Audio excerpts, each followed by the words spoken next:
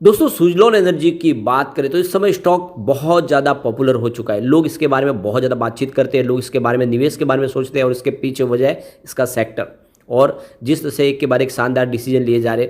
लेकिन एक वक्त ऐसा भी था जब सुजलॉन बहुत ज़्यादा लोगों को मायूस कर चुका था। इसकी प्राइस बिल्कुल नहीं बढ़ रही थी। 8 रुपीज़ के आसपास स्टॉक कम से कम साल भर रहा। और आपको ये पता होगा, ये स्टॉक मैंने रेगुलरली इसके ऊपर डिस्कस किया है। जब इसकी प्राइस 1 रुपीज़ 2 रुपीज़ के आसपास थी, तब से कह रहा हूँ कि सुजलॉन में निवेश किया जाए, क्योंकि सुजलॉन का जो सेक्टर है वही इसको एक नए मुकाम पे लेके जा सकता है। और आप देख सकते हो अब तो बहुत कुछ इसने अचीव किया है, लेकिन उस समय तो सुजलॉन में बहुत सारी प्रॉब्लम थी। उसके बावजूद भी मुझे पता था कि ये स्टॉक दौड़ेगा। तो अगर आप मेरे रेगुलर वीडियो देख रहे होंगे 2-3 सालों से, तो आपको पता होगा कि सुजलॉन मैंने हमेशा डिस्कस किया है और वाकई में इसके ऊपर भरोसा था। वो अब ये भरोसा सच साबित हो रहा है। लेकिन अभी इसकी जो दौड़ है वो बहुत ज़्यादा बाकी है। यहाँ पे रुकने वाला स्टॉक तो बिल्कुल नहीं है। आने वाले इसमें शानदार तेज़ी बनेगी। तो यहाँ पे इसकी वीकनेस क्या है और इसके पॉजिटिव पहलू क्या है वो जानने की कोशिश करेंगे। साथ में इसके शेयर होल्डिंग पैटर्न के माध्यम से देखेंगे बड़े फंड हाउस किसने यहाँ पे इन्वेस्टमेंट किया हुआ है, उसको जानने की कोशिश करेंगे। और इस सेक्टर को लेकर क्या आगे की संभावना है और एएसएम लिस्ट में शामिल होने का क्या मतलब है, इन सारी बातों को जानने की कोशिश करेंगे इस वीडियो के माध्यम से। लेकिन फ्रेंड, उससे पहले अगर आप पहली बार हमारे चैनल पे आए तो चैनल को सब्सक्राइब कर दीजिए, एक बेल आइकॉन दबा दीजिए ताकि जब भी नया वीडियो बने पहला नोटिफिकेशन आपको मिले। वीडियो पसंद आए तो लाइक से जरूर कीजिए। चलो फ्रेंड्स, वीडियो स्टार्ट करते हैं। मैं हूँ आपका दोस्त SB दवे और हमारे अपने चैनल ऑनलाइन कमाई में आपका बहुत बहुत स्वागत है।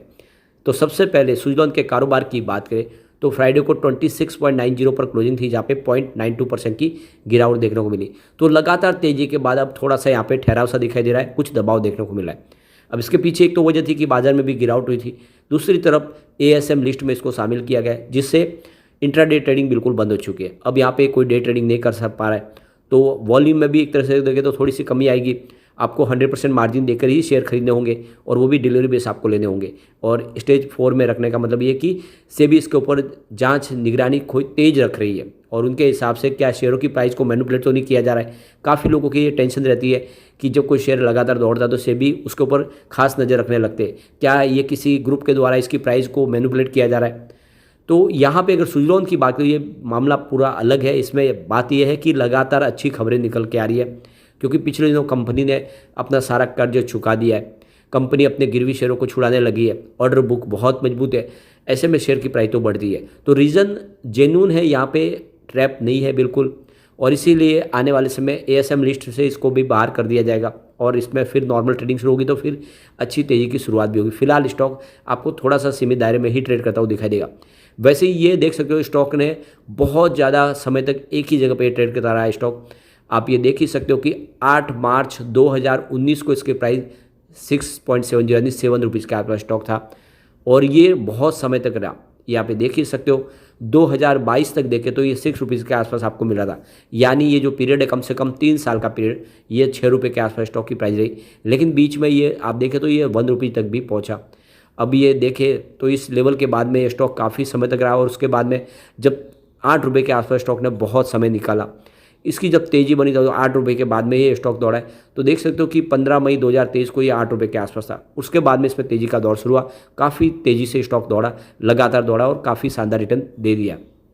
अब यहाँ पे जो बड़ी गुड न्यूज़ है कि यह MSCI इंडेक्स में शामिल हो सकता है। सुजलॉन एनर्जी का यहाँ पे चांस बन रहा है कि इस MSCI इंडेक्स में इसको शामिल किया जा सकता है, क्योंकि मार्केट कैप बढ़ रहा है, मजबूती से कारोबार आगे बढ़ रहा है।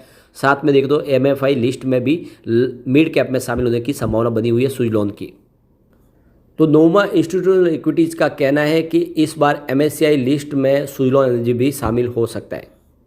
तो यहाँ पे देख सकते हो कि सुजलॉन एनर्जी, प्रेसिस्टेंट सिस्टम और APL अपोलो ट्यूब्स यह स्मॉल कैप से मिड कैप में शामिल हो सकते हैं MSCI इंडेक्स में। और ऐसे में आप देखें तो जो कुछ ऐसे म्यूचुअल फंड्स, जो बड़े फंड हाउस जो सिर्फ मिड कैप में निवेश करते हैं, वहाँ का इन्वेस्टमेंट भी सुजलॉन में आएगा। तो ये अच्छी खबर है सुजलॉन के लिए। आने वाले समय सुजलॉन में और निवेश आएगा। ऐसे में आने वाले समय सुजलॉन की प्राइस डेफिनेटली बढ़ती हुई दिखाई दे सकती है। MSCI इंडेक्स का जो ग्लोबल कट ऑफ पीरियड है वो 18 अक्टूबर से 30 अक्टूबर के बीच में है और जो भी चेंजेस होंगे वो 14 नवंबर को यहाँ पे डिक्लेयर किए जाएंगे और 30 नवंबर से वो इंडेक्स के अंदर शामिल होंगे। अब यहाँ पे हम सुजलॉन एनर्जी के कुछ पॉजिटिव पॉइंट और निगेटिव पॉइंट की तरफ चलते हैं। तो जो पहला पॉइंट है वो निगेटिव और यह है एनुअल रेवेन्यू, जिसमें 9.29% की गिरावट हुई है, जो 5,990 करोड़ के आसपास रहा है। सेक्टर का जो रेवेन्यू ग्रोथ है वो 17.28% के आसपास है, तो यहाँ पे बिल्कुल कमी दिखाई दे रही है। सेकंड निगेटिव पॉइंट है वो क्वार्टरली रेवेन्यू, जिसमें 2.15% की गिरावट देखने को मिल रही है, जो ईयर टू ईयर के हिसाब से देखें तो 1361 करोड़ के आसपास रहा है। और इधर सेक्टर का अगर एवरेज रेवेन्यू ग्रोथ देखें तो 10.67% के आसपास है, तो ये निगेटिव पॉइंट है। लेकिन तीसरा पॉइंट पॉजिटिव, और वो है एनुअल नेट प्रॉफिट, जिसमें 1527% का ज़बरदस्त जंप देखने को मिला है, जो 2849 करोड़ के आसपास रहा है, जो इंडस्ट्रीज का जो एवरेज है उससे काफ़ी शानदार है।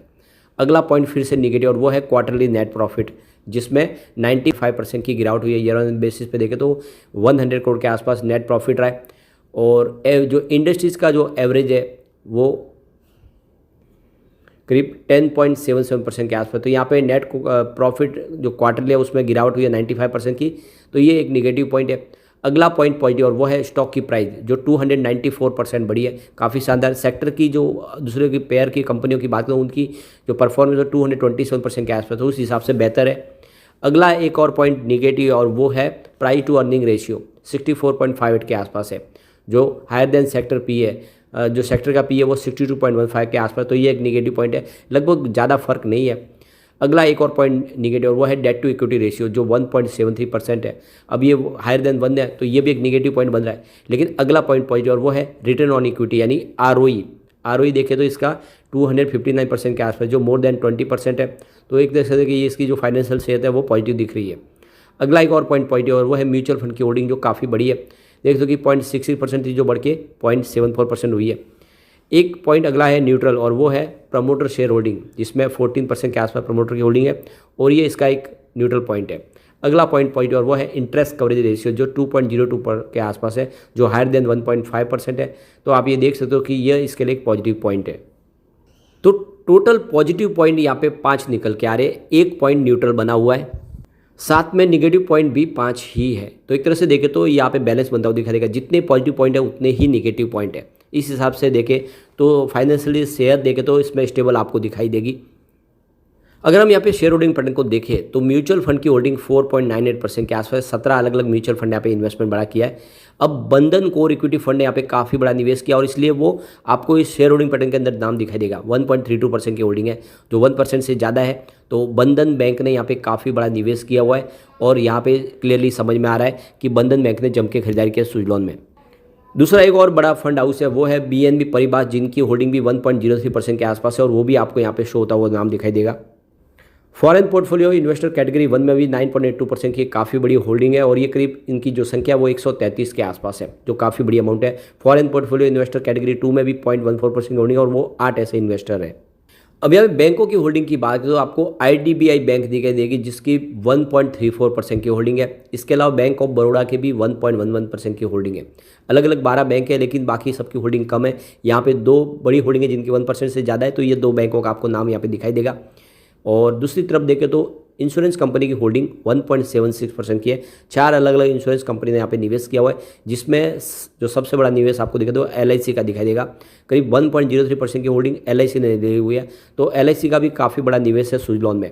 तो ये जो सारी बातें ये साबित कर रही है कि सुजलॉन आने वाले समय एक बड़ा मल्टीबैगर बनेगा, क्योंकि Suzlon energy wind energy sector की इंडिया की नंबर 1 कंपनी है, और ग्रीन हाइड्रोजन मिशन जो लॉन्च किया है उसको पूरा करने में विंड एनर्जी का बड़ा योगदान होगा। ऐसे में सुजलॉन कमाल कर सकता है। लॉन्ग टर्म इन्वेस्टर के लिए बढ़िया अच्छा मौका है, खरीदारी करें कम से कम 5 से 10 साल के लिए। ये आपको लाइफ बदल देगा, आपको आने वाले समय माला माल कर देगा। लेकिन फ्रेंड, कोई भी इन्वेस्टमेंट करने से पहले अपने फाइनेंशियल एडवाइजर से बारे ले ले, या अपना खुद का रिसर्च करें, क्योंकि मैंने वीडियो आपके एजुकेशनल पर्पज़ के लिए ही बनाया। वीडियो पसंद आए तो लाइक से जो कीजिए, और चैनल को सब्सक्राइब कर दीजिए।